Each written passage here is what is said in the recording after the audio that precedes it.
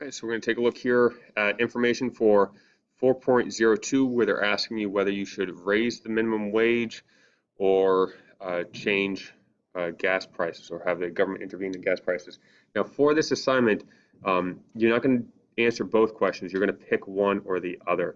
So let's go ahead and take a look at first raising the minimum wage and what that would do to our economy and how it would impact it.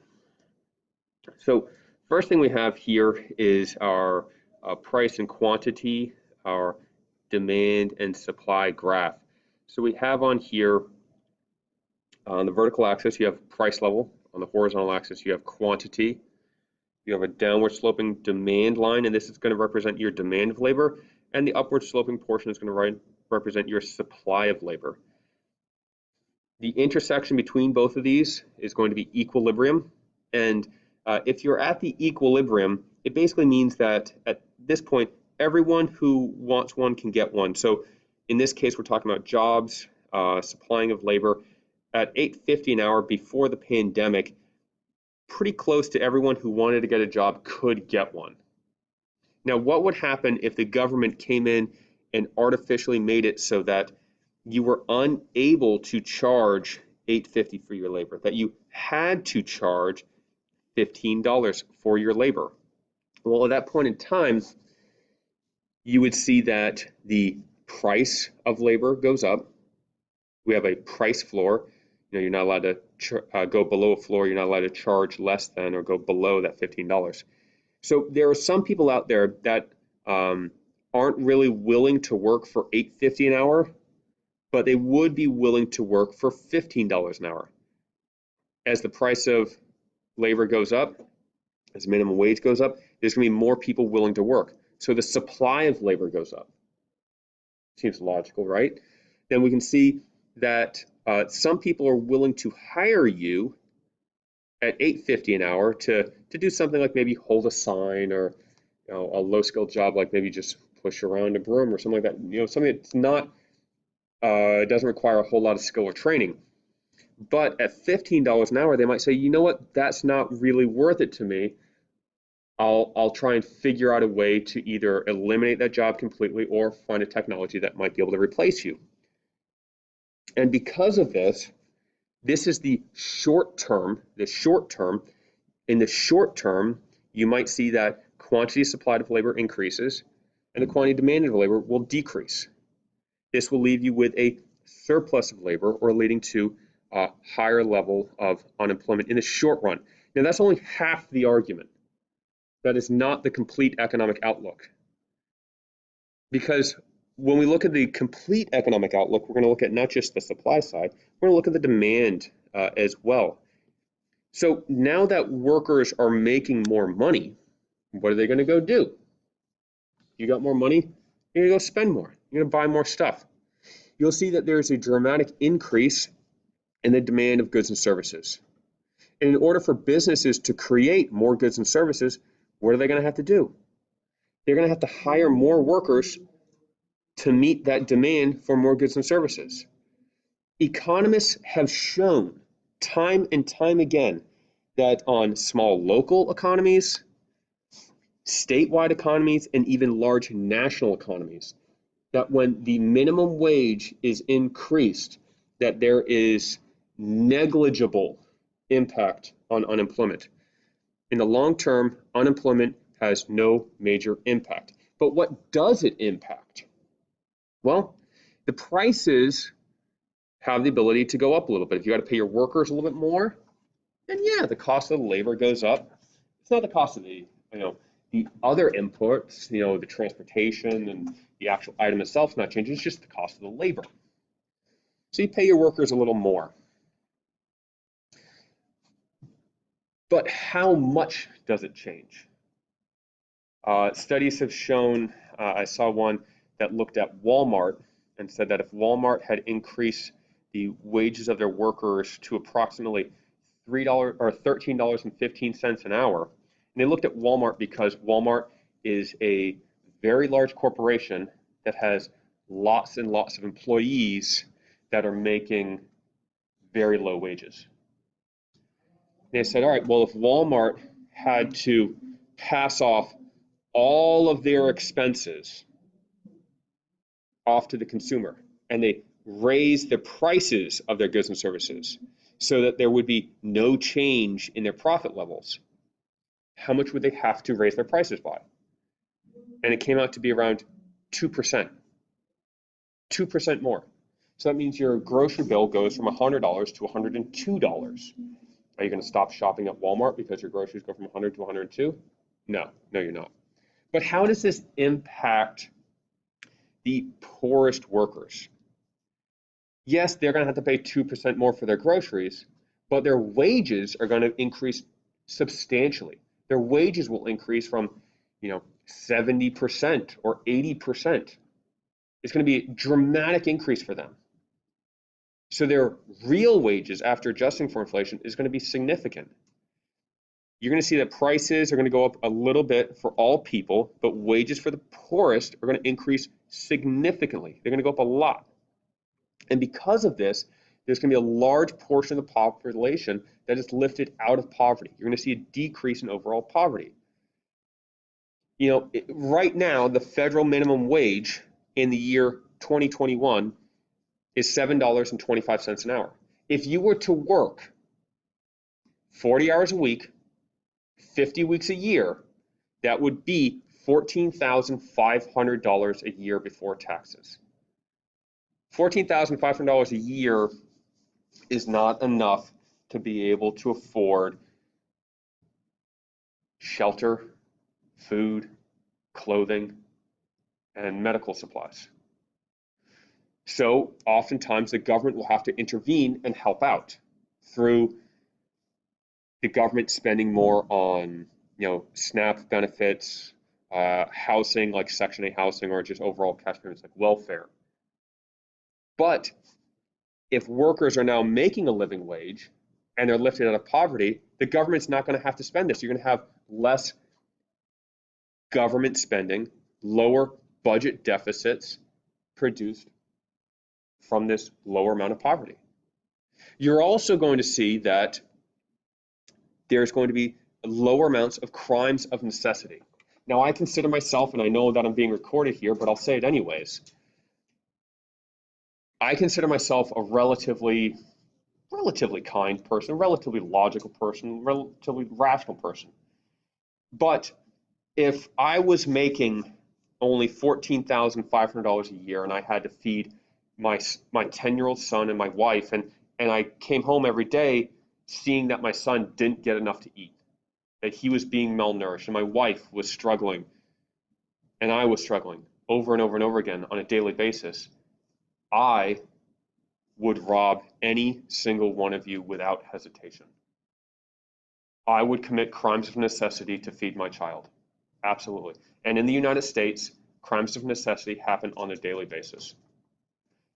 Now, would I be willing to pay a little bit more for my groceries to have less crime in our community? Absolutely. Would I be willing to pay a little bit more for my groceries so that there's less poverty? Absolutely. Would I be willing to pay a little bit more for my groceries so that I have to pay less in taxes because the government's spending less? Absolutely. Now, it isn't to say that, oh, well, let's just raise the prices and we can raise it to whatever we want. Minimum wage can be $50. No. There is a sweet spot to how much minimum wage can be raised by and have the economy still effectively performing. In 1968, minimum wage was $1.60. Adjusted to inflation, that would be around $12.15 today.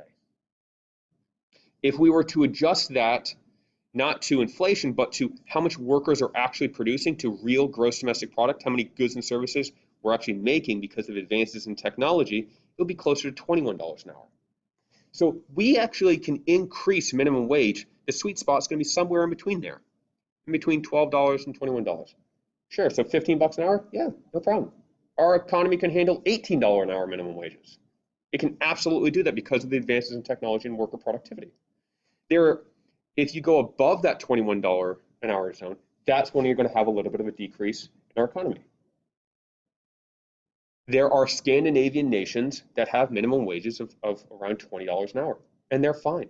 Matter of fact, their Human Development Index, their HDI, is better than that of the United States. Their economies aren't crashing and crumbling because of it. They're actually prospering because they have those lower crime rates. They're doing better. All right, so that's your raising the minimum wage, of how it might impact things. You're going to take this information, if you wanted to, and extrapolate on it. SAT word of the day, just expand upon. But you don't have to take this opinion. You could take the exact opposite. You could say, absolutely not. We need to abolish the minimum wage. Let anyone who wants a job take a job. And it should allow the businesses to have as much profit as possible. You know, why should we be forcing people? Why should the government force someone to charge a certain amount for their wages? You can argue it however you want, just back it up with facts, stats, and have a well thought out argument. Now let's go ahead and take a look at gas prices. Promise it won't be as long on this one. So gas prices. Right now, a gallon of gas around $2.50. If the government were to mandate, let's say arbitrarily, they want to keep it low. So okay, we're going to make it so that price of gasoline can't be higher than $1 a gallon. Some people are like, oh yeah, that's awesome. Gas is now cheap. Well, what's going to happen when we have this price ceiling? Can't go above a ceiling here. Prices can't go above it. Well, all of a sudden, the price of gas is really low. It's really cheap. So more people are going to want to demand it. There'll be an increase in quantity demanded of gasoline because it's so cheap. People are like, all right, let's go drive to the beach. There's no problem. I'll drive. Who cares? Gas is cheap. But businesses will say to themselves, wait a second, I can't make a whole lot of money. If I can only charge $1, my revenue only $1 for this gas, and my expenses aren't changing, I still got to pay people to drill the oil, that means my profits are going to get smaller. So to these businesses, they're not going to be willing to produce a whole lot. They'll say, whatever, man, I'll produce something else. Instead of drilling for oil, I'll drill for natural gas. I'll start mining coal. I'll start making solar panels or wind turbines, something else, some other form of energy. And because of this, you might see that the quantity of supplied of gas drops, but the quantity is really high, and you could get a gas shortage. We know this in Florida, these gas shortages can be a pain. We know we get gas shortages right before the hurricanes. But let's pretend that that's not the case. Let's pretend that the gas shortage isn't really an issue. Whatever, there's plenty of oil out there. Let's just keep pumping it, blah, blah, blah. Well, then what would really happen? What are some other impacts? Well, if people don't have to pay a lot for the gas, there's going to be an increase in demand. And people are going to drive more. So what happens then? People are driving more, they're going to have more air pollution, there's more CO2 in the air. But you're saying to yourself, whatever, I don't care about the environment, that's not a big impact to me, who cares, it's somebody else's issue. All right, that's fine. But if there's a higher amount of air pollution out there, that's going to have negative impacts on people's lungs. Even in the United States, we saw in the 80s in Los Angeles, because of the increased smog, that there are higher rates of asthma and emphysema. Beijing, with their high levels of air pollution, in Mumbai, India, with their high levels of air pollution, you're seeing that there are higher rates of asthma and higher rates of emphysema. Well, I don't care about them. They're getting sick. That's not my problem. But actually it is. Because even if you don't care about their health, you don't care about the health of the planet, people that have health issues go to the doctor more often. They go to the hospital more often. And that impacts you. Because when they go to the doctor and they go to the hospital, all of a sudden, your insurance is going to cost more. You're going to have to pay more for your own healthcare coverage because somebody else is going to the doctor more often. So even though you might not care about the environment or care about other people's health, you probably do care about your own money. If people drive more often, you're going to see that there's going to be a larger or faster amount of breakdowns of the actual road and pavement of bridges themselves. That means there's going to have to be more money being spent to repair these things, or heaven forbid, when roads get into such disrepair, they have to shut down a lane, and then it just leads to the never-ending amount of more people driving, more traffic. If you got more traffic and a lane broken down, I know that I said that I was a relatively reasonable and rational person until you get into the situation where it's rush hour, it's 5 o'clock in the afternoon, and one of the lanes on a Loma shuts down. You want to see some people go nuts. That's it. And then all of a sudden you throw like the Lynx bus in there. Yeah, no way. Okay, so there's a lot of negative impacts that are going along around here. All right, so go ahead, pick any one of these topics that you want, either one, take the information, extrapolate it out, expand it into your own words, and then show how you can either have a price ceiling that creates a shortage, or a price floor over here that creates a surplus. Use the data, make your own essay. That's it. All right. Have a great day, guys.